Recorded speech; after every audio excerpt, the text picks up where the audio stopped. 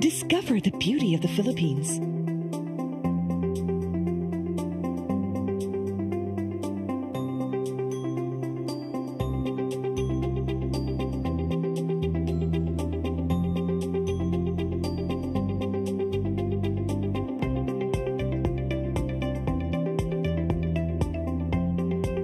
With Philippine Airlines, the country's flag carrier.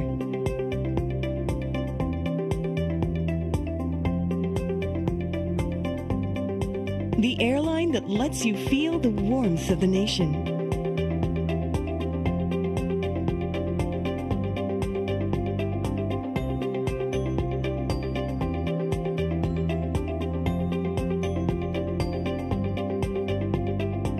Mabuhay!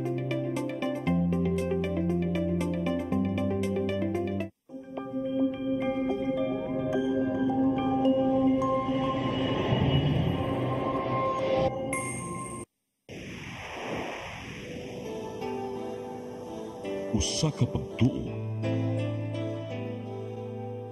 usa ka tingog, usa ka katawhan.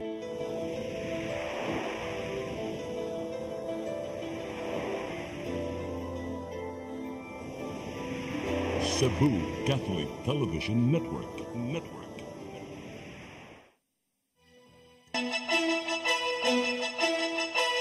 Uluhan sa mga balita sa Sayre 47. Liderato sa Senado giawhag. Sugda na ang impeachment trial ni Vice Presidente Sara Duterte.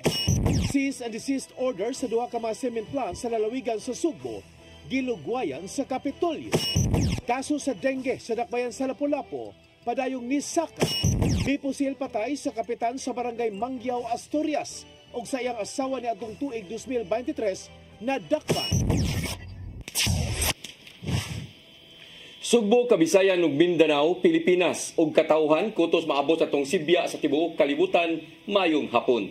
Live kita karon sa CCTN Channel 47 ug kini ang tulumanon sa nag-unang kasayuran nga angay natong masayran. Ako si Dennis Tabar. Tulumanon sa patas nga mga balita ug opinyon. Ako si Danica Cabalias. Kini ang Sayre 47.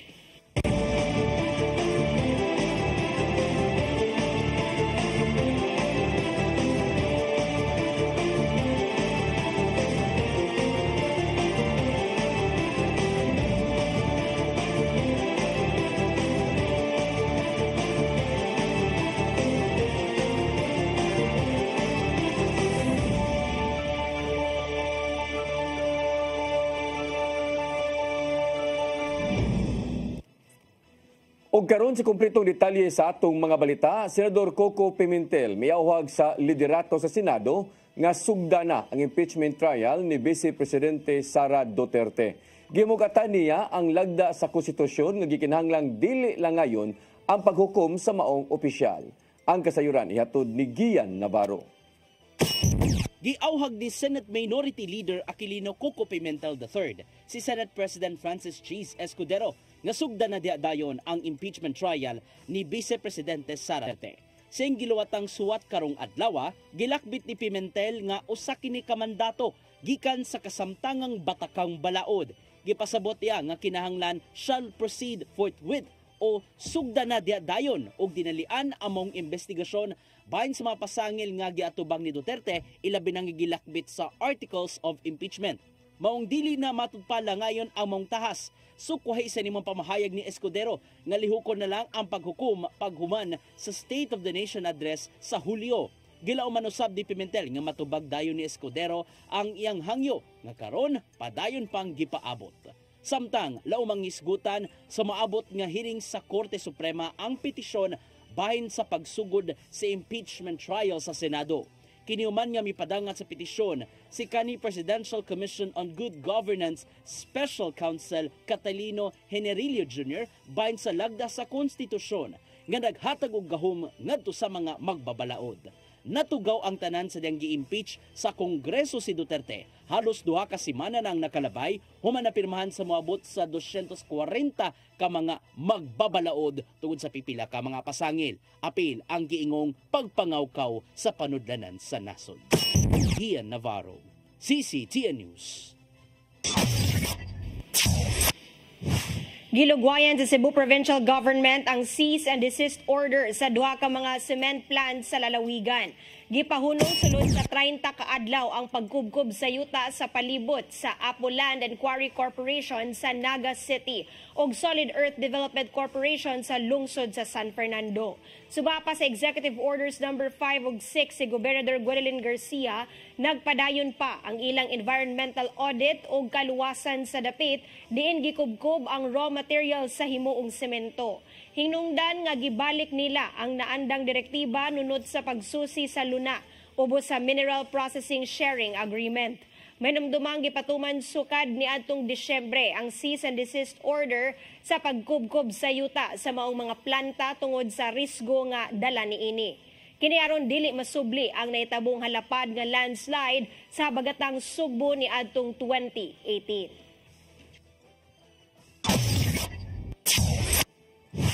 Mga suspendedong empleyado sa syudad sa Mandawi tungod sa gipahigayon o demolisyon sa barangay Paknaan nisangat og supplemental motion for reconsideration. Kini sa tinguha nga mabali ang desisyon sa ombudsman. Ang kasayuran ihatod ni Mary Ruz Sagarino.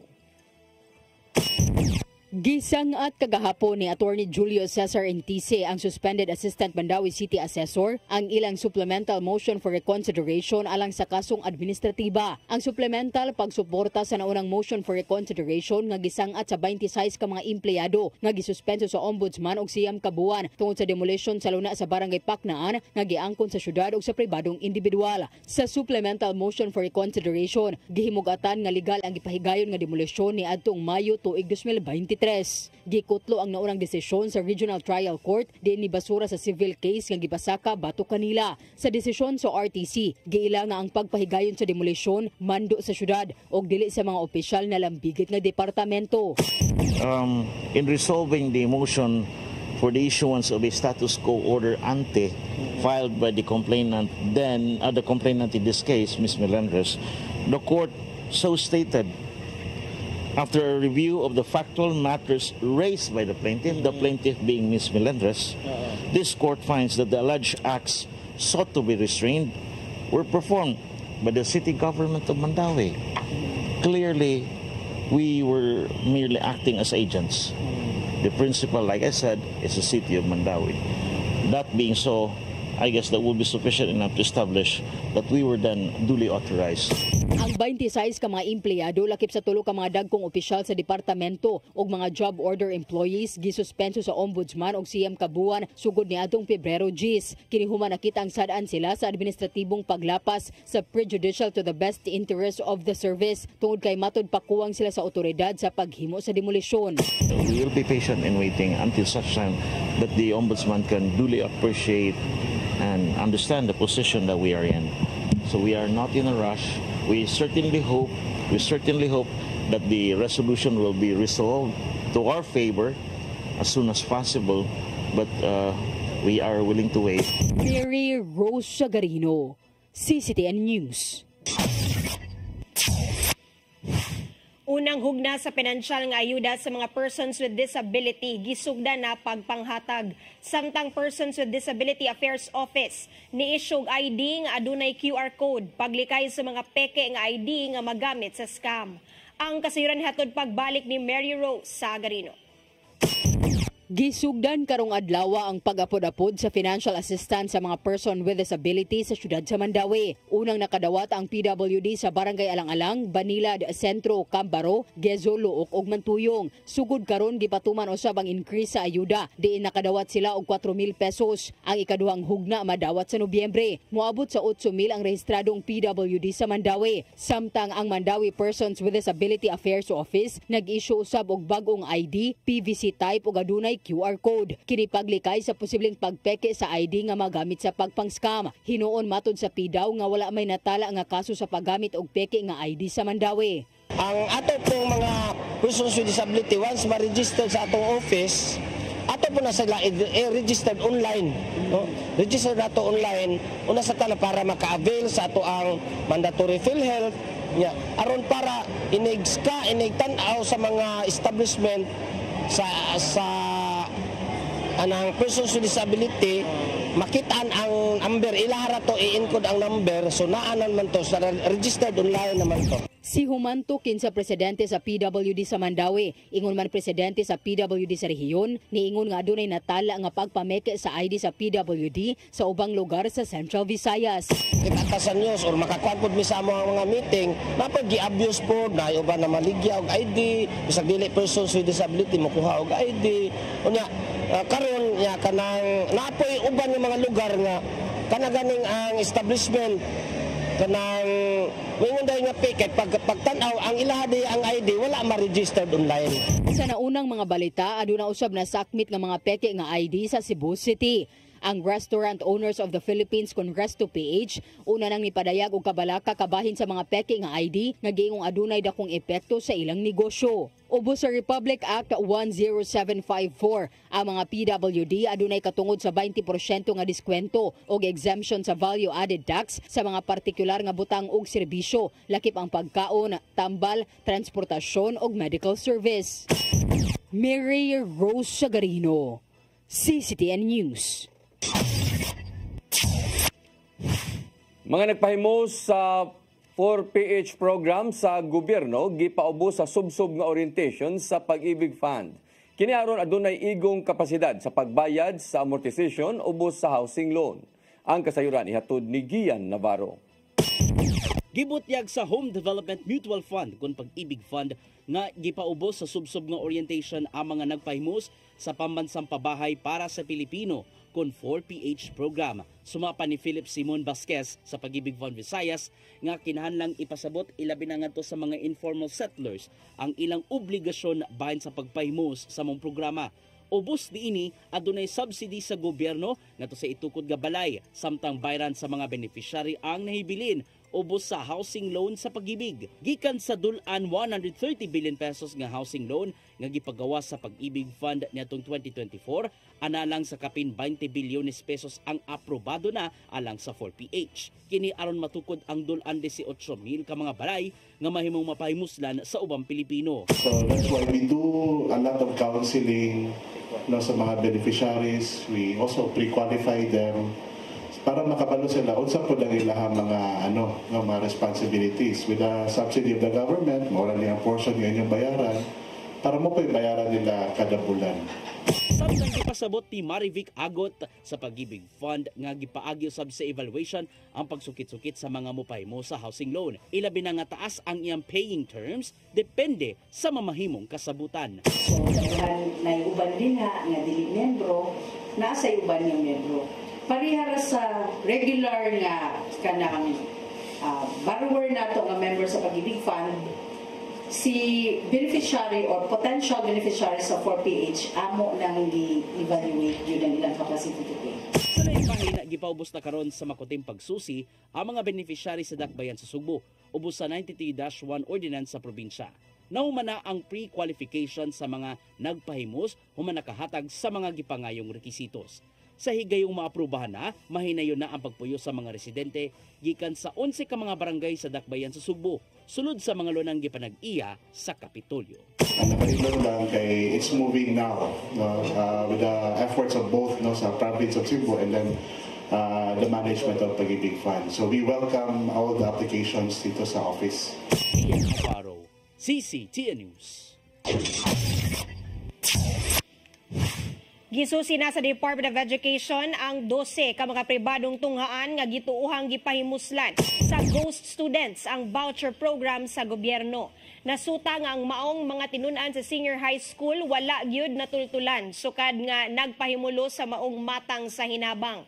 Nasayran nga nakadawat og voucher ang maong mga estudyante og hangtod 22,000 pesos aron makatungha og libre sa mga pribadong tunghaan. Mato ni Secretary Sonny Angara nga dili nila itugot ang pag-usik-usik sa panudlanan ngadto sa mga walay klarong beneficiary sa programa. kuno galing mapamatud-an nga sad-an ang tunghaan sa maong modus. Posibleng matangtangan og accreditation gikan sa DepEd.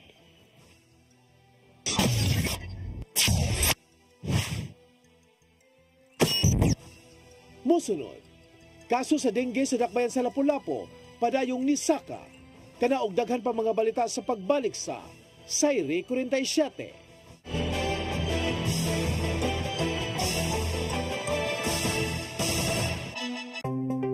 Discover the beauty of the Philippines.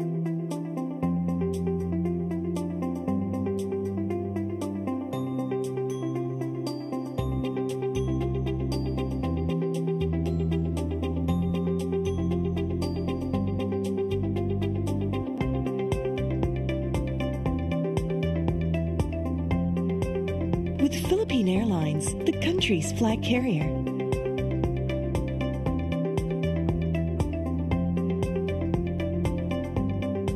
The airline that lets you feel the warmth of the nation.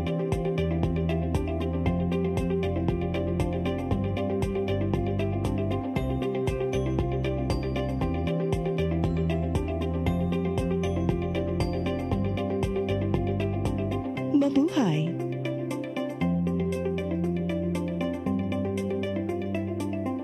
Kaiba sa mga politiko, matagal nang ginagawa ni Ariel Querubin ang ipaglaban tayo. Kahit sariling buhay inaalay. Ngayon, iba ang laban. Pero tuloy ang misyon ni Ariel Querubin, ang ipaglaban tayo.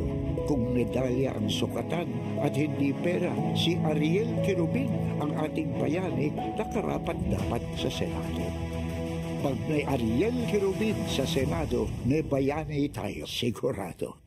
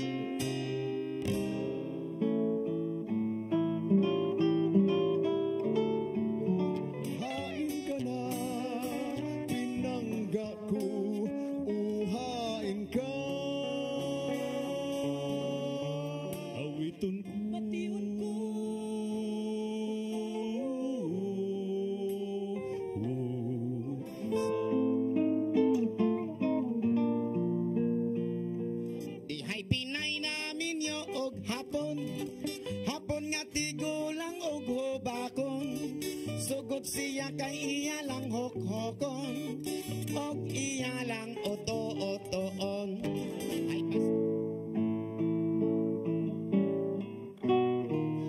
Sayawin day, surain day, surain day, surain day.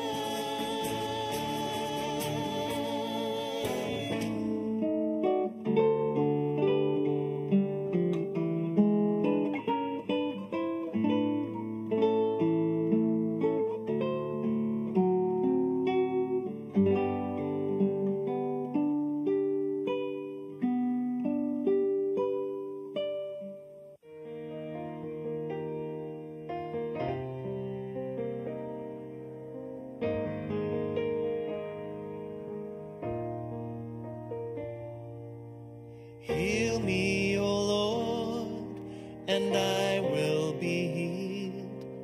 Save me, and I will be saved. Heal me, O Lord, and I will be healed. For you are the one I praise. You are the one I praise. Sing it with me. Heal me, O Lord, and I will be healed. Save me, and I will be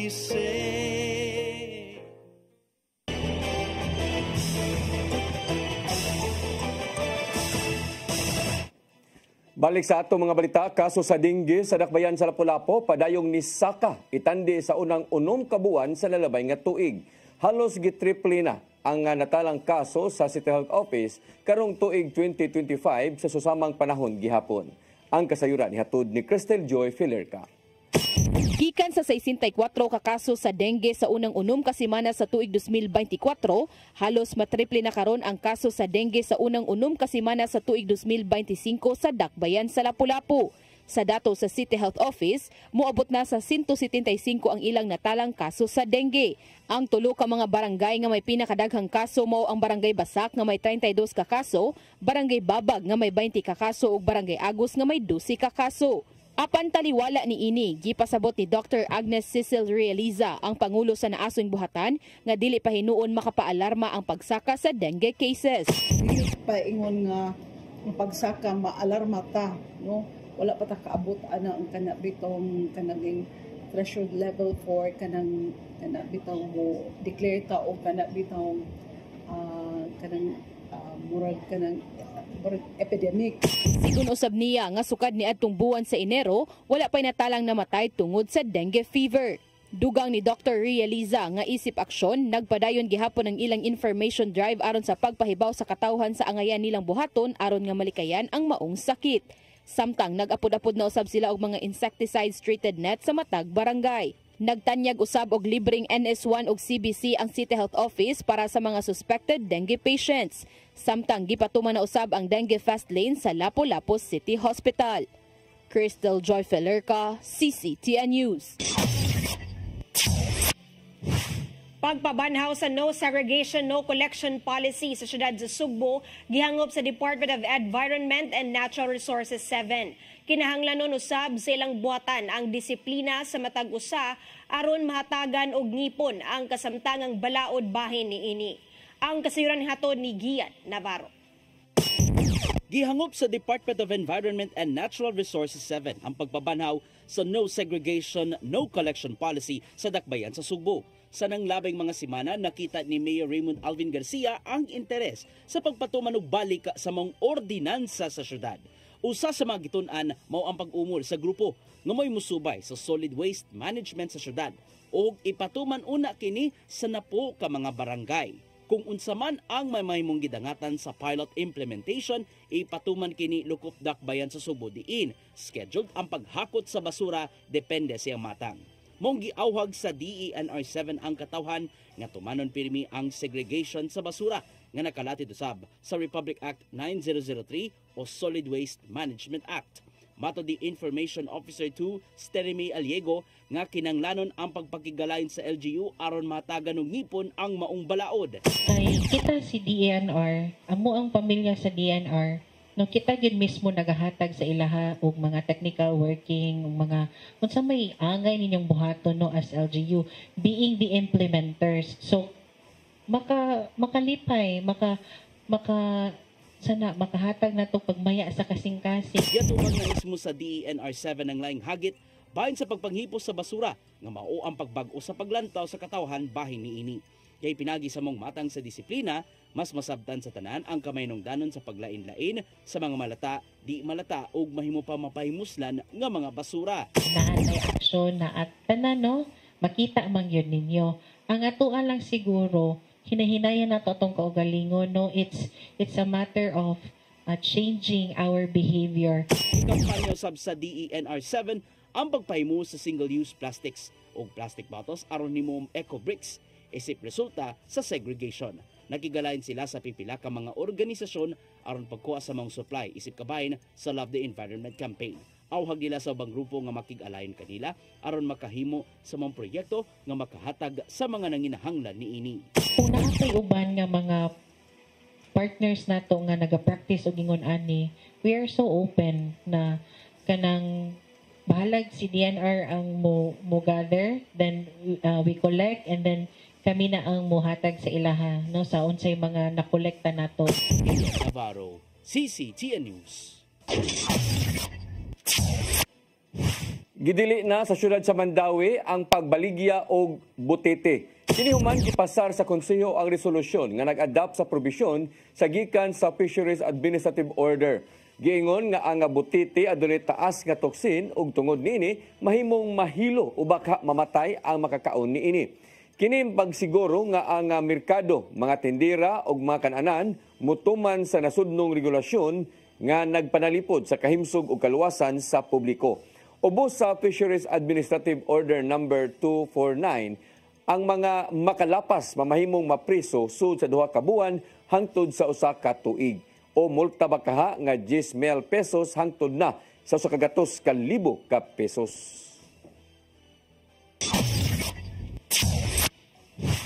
Dagan sa pagpaayo sa Cebu City Sports Complex, buot ipasusi sa kuhaong independent firm. Kiniaron masuta kung angayan bang bayran sa kagamhanan sa syudad ang gikuhang kontraktor alang sa rehabilitasyon. Ang kasayuran hatod ni Mary Rose Sagarino. Ipaubos pa sa pagsusi gikan sa laing kontraktor ang nahimong pagpaayo sa Cebu City Sports Complex aron masuta kung angay bang bayran ang nagpaayo niini. Gibutyag ni Mayor Raymond Alvin Garcia nga nakigsabot sila sa Department of Engineering and Public Works sa pagkuha og third party nga mosubay sa rehabilitation. Diha na sukit-sukiton ang nahimong pagtrabaho sa SBD Builders ang gikuhang kontraktor sa city government aron pagpanindot pa sa maong pasilidad. Makahinumduman nga kaduha na gipaayo ang rubberized track oval sa sports complex tungod sa mga nasinating kakulian. Of course, the EPW can do it themselves, but para magud nila, they are more comfortable if they hire an expert o another party in that regard. So sa higayong makita sa third party nga dunay kakulian ang pag-ayo sa rubberized oval, posibleng dili bayran sa Cebu City Government ang kontraktor. Gawas lang kung ayuhon na pagbalik ang maong pasilidad, ubos sa back job din ang kumpanya na mao'y moabaga sa pagtarong. Hinuon nakita ni Garcia nga maayo ang pag-amping sa maong dapit bisan og gigamit na sa nangaging mga kalihukan. Apil na ang nakalabay na nga sinulog. Apan ang independent firm lang mao'y mag-igo sa mamahimong inspeksyon sa nahimong kalidad sa pagpaayo sa sports complex. Whichever is the faster way and whichever way is more appropriate for me. No? So, mo na lang natin. Mary Rose Sagarino, CCTN News. Hatagan og pagtagad sa dakbayan sa Sugbo ug Palestine ang diplomatic nga relationship ilabi na sa natad sa turismo. Kini ang usa sa mga nahimong hisgutanan tali nila ni Mayor Raymond Alvin Garcia ug Palestinian ambassador. Karong adlaw sumapa ni Garcia nga pinaagi sa pagpalig-on sa turismo laumang makabisita ang mga tagsa-tagsa ka mga Palestinian dinhi sa Sugbo. Dugang pa ni Garcia nga posible silang makahimo og sisterhood city nga relationship uban ang lain pang syudad sa kalibutan. To bring in, once everything is back to normal and settled, then they want to bring tourists here, mga Palestinians. Kanya kami sad, kita sad, punta sad. Mosunod, mipusil patay sa kapitan sa barangay Mangyaw, Asturias og sa iyang asawa ni atong tuig 2023 na dakpan. Kana og daghan pa mga balita sa pagbalik sa Sayri 47.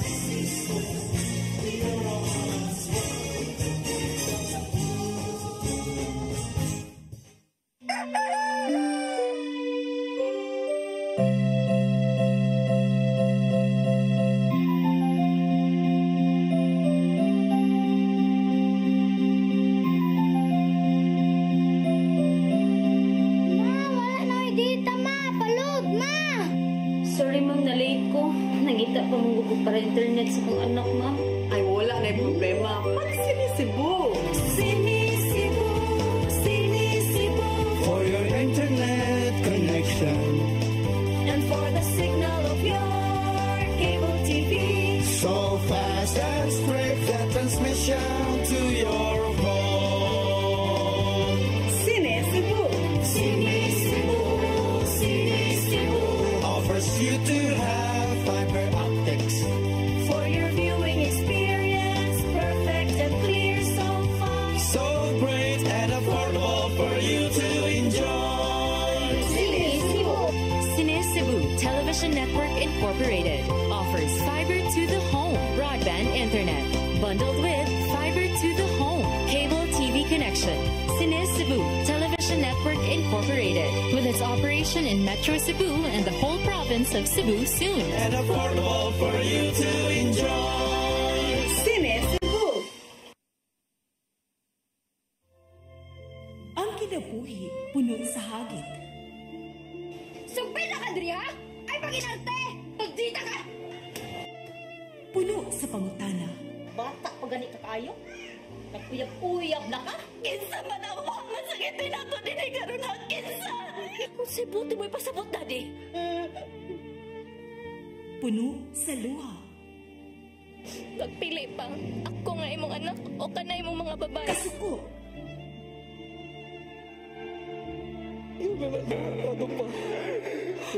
Pagawitang ka ni Papa. Apan bisan mangit-ngit pa ang imong kalibutan, aduna pa'y nagpahiping kahayag. Aduna ka pa'y kasumbungan. Hanap na Dear Tatay, tunog na unlod na nganong handungan na. Waylaing pagi aron masabtan nato ang Biblia. Kinahanglan nga doon natay relasyon kang Hesus. Hangtod sa layan natong panaguban, daghang salamat. Shalom. Tunog na unlod na.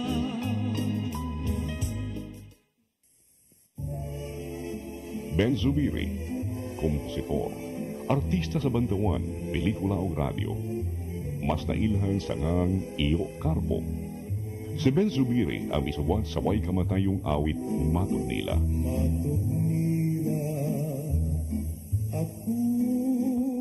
Alang sa uban, ang Matod Nila usa ka cultural anthem sa mga Cebuano. Kawa sa Matod Nila, si Ben Zubiri usab ang isuwat sa mga immortal nga awit sama sa ikaduhang bathala. Alma Bonita, ang palad ng buo, gugmang gibati ko, pasayawa ko dahi. Si Ben Zubiri namatay ni atong 1969. Apan ang iyangan, buhi kanunay sa kasing-kasing sa mga taong padayong nag-awit sa iyang mga komposisyon. Ben Zubiri, garbo sa Subo. Subo ano ni? Sa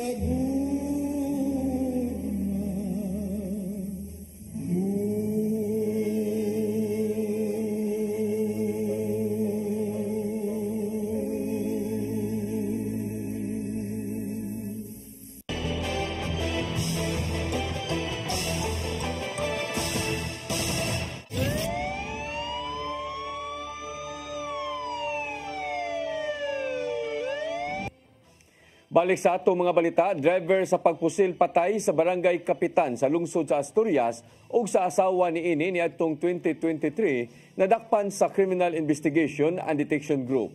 Dinakpan bibutyag nga ang gunman nga nakita sa CCTV unang nadakpan sa kapulisan sa syudad sa Mandawi niadtong milabay tuig sa kaso nga illegal nga drugas. Ang kasayuran ihatod ni Arnold Bustamante. Nadakpan na sa mga sakop sa Criminal Investigation and Detection Group Regional Field Unit 7 ang driver sa riding tandem nga nagpusil patay sa kapitan sa barangay Magyao, lungsod sa Asturias nga si Mario Delfin Tundag ug sa asawa niini nga si Idna Awit Tundag alas 9 sa buntag nitong Marso 14, 2024 sa National Highway sa barangay Poblacion, Asturias, probinsya Sugbo. Ang nasiko pinasikat sa warrant of arrest kailangan si Robert Obalde, 26 anyos minyo, na taga sitio Bohol-Bohol, barangay Luok sa syudad sa Mandawi. Mato ni Police Lieutenant Colonel Regino Maramag, ang intelligence officer sa CIDG Regional Field Unit 7, kaunang nailhan si Obalde sa mga nakuha nila nga mga CCTV camera sa dihang gihimo ang krimen o nakakuha usab sila og video sa CCTV footage sa gawa sa munisipyo sa Asturias sa wala pang insidente. Din wala kini maka-helmet o naklaro ang iyang panagway. Human makuha ang iyang identity, gipasakaan din siya og kaso sa CIDG 7 uban sa usa ka jando nga mo'y gunman og nalutsan kini og warrant tabare sa korte. Hugot nga monitoring ang gihimo sa CIDG kang Obalde og dunay nakahatag og impormasyon nga magbisitahan kini siyang kabanay sa barangay Subang Dako sa syudad sa Mandawi og iladayon kini nga giatngan og hangtod nga nadakpan. Meron tayong confidential informant na nagsabi na ito daw si Robert Obalde alias Kapoy is bumibisita sa isa sa kanilang mga kamag-anak sa barangay Subang Dako, Mandawi City. Ato sa pagdakop kaniya, iyang gibutya kung kinsa ang iyang angkas nga mga gunman, nagila nga si Leonard Capri Manatad sa gihimong pagsubay sa CIDG sa Benasuta nga si Manatad nadakpan na diay sa mga pulis sa Mandawi City Police Office sa kaso sa illegal nga drugas ug nabilanggo na sa Mandawi City Jail. Personal nga atraso ang gitanaw nga motibo sa CIDG 7 nganong gihimo sa mga akusado ang pagpatay sa kapitan ug sa asawa niini. Based sa revelation nung neto ni Robert is kilala niya. Mayroong isang tao na pumontak sa kanya para kontakin tong gunman na sila gagawa ng trabaho. And according to our research, sa name na binigay niya sa amin is yung person na yon is nasa isang PDL. Na-aresto siya for another crime. Si Obalde siyang bahin miangkon nga sila ang nagpatay sa kapitan o sa iyang asawa. Bugti sa 40,000 pesos nga suhol sa nagsugo kanila.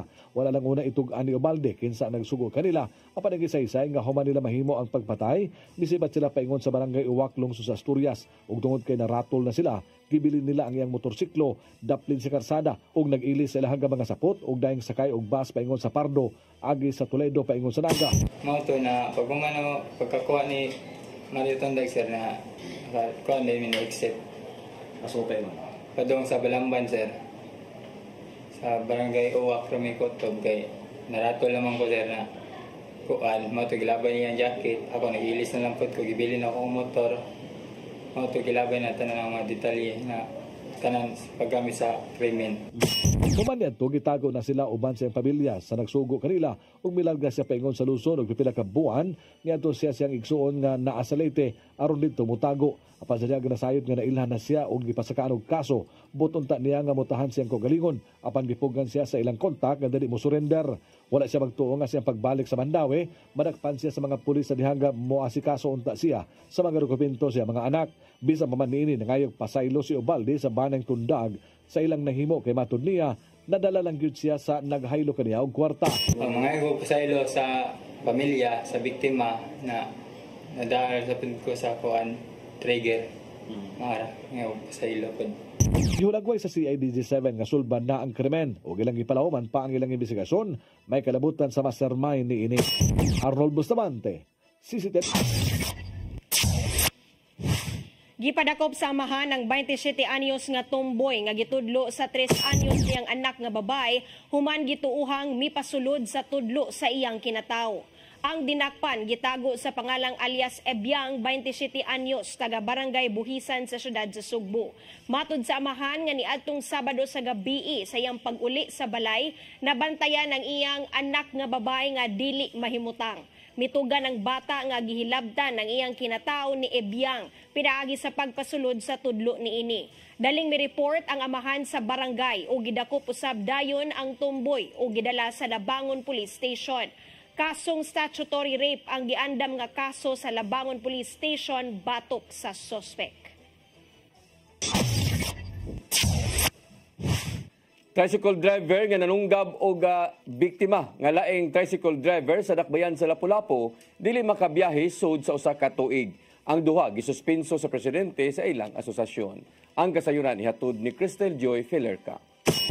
Gisuspenso og dili una tugutang makabiyahe sulod sa usa ka tuig ang duha ka tricycle driver sa dakbayan sa Lapu-Lapu human sa nahitabong pagpanunggab sa merkado niadtong Pebrero 3 pasado alas 9 sa gabi. Usa ka 36 anyos nga tricycle driver ang nidunggab sa kauban ra usab niya nga tricycle driver nga nagpangidaron og 33 anyos. Ang duha parehong may ruta nga Gunob Padung Basak ug miyembro sa Basgun Tricycle Operators and Drivers Association kun Basgun Toda. Ang biktima nadangat sa tambalanan tungod sa nahiaguman nga samad dinunggaban apan nakagawas na ni adtong Pebrero 12. Samtang ang suspect nga nadakpan ra dayon paghuman sa panghitabo nakapiyansa na ni adtong Pebrero 11. Ang chairman sa Federation of Lapu-Lapu City Tricycle Operators and Drivers Association Confil Toda nihatag og tambag ngadto sa presidente sa Basgun Toda nga si Hildo Ornopia nga hangtod dili mahusay ang kaso sa duha ka drivers, dili una sila pabiyahion. Sa ako mismo gyud strong gyud ko kuan advice sa president niya. Di gyud niya kanang pabalikon diha dayon unless masitol sila. Kaya kaso pa man kuan ba kay baka create man guna ma'am o kuan po sa uban bitaw sa iyang mga.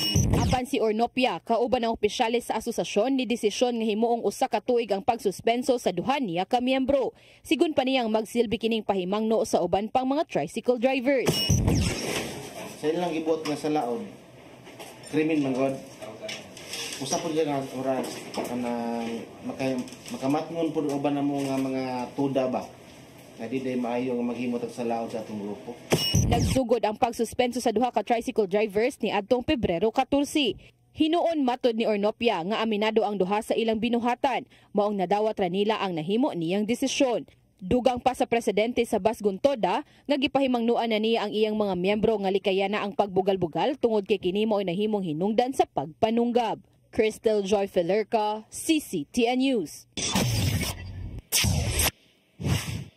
Mao kadtong naglangkob sa atong mga balita sa Sayre 47, ako si Dennis Tabar. Ako si Danica Caballes, hangtod ugma sa inyong paboritong tulumanon.